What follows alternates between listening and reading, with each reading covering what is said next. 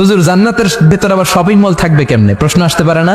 সহিহ মুসলিমের বর্ণনা, ইন্না ফিল জান্নাতি লা সুকান, জান্নাতের ভেতরে বিশাল এক শপিং মল থাকবে।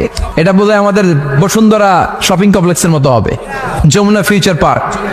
দুবাইতে যে একটা আছে বিশাল শপিং মল, মালয়েশিয়ার মিড ভ্যালি, এগুলোর মতো হবে মনে হয়। কত বিশাল যে শপিং মল হবে। সহিহ মুসলিমের বর্ণনা, প্রতি শুক্রবারে সব জায়গা থেকে বন বন করে মৌমাছির মতো জান্নাতীরা ওই শপিং মলে শপিং করতে আসবে। ইচ্ছে মতো দেদারসে পোশাক কিনবে, ইচ্ছে মতো শপিং করবে, টাকা দেয়া লাগবে না, ক্রেডিট কার্ড লাগবে না। সুবহানাল্লাহ পড়েন। ইচ্ছে মতো শপিং করবেন। দুনিয়াতে একটু কষ্ট করে হালাল উপার্জন করে খেয়ে যান। আল কানাআতু মিনাল ইসলাম, অল্পে খেয়ে তুষ্ট থাকা আর আল্লাহ শুকরিয়া করা, এটার নামই ইসলাম।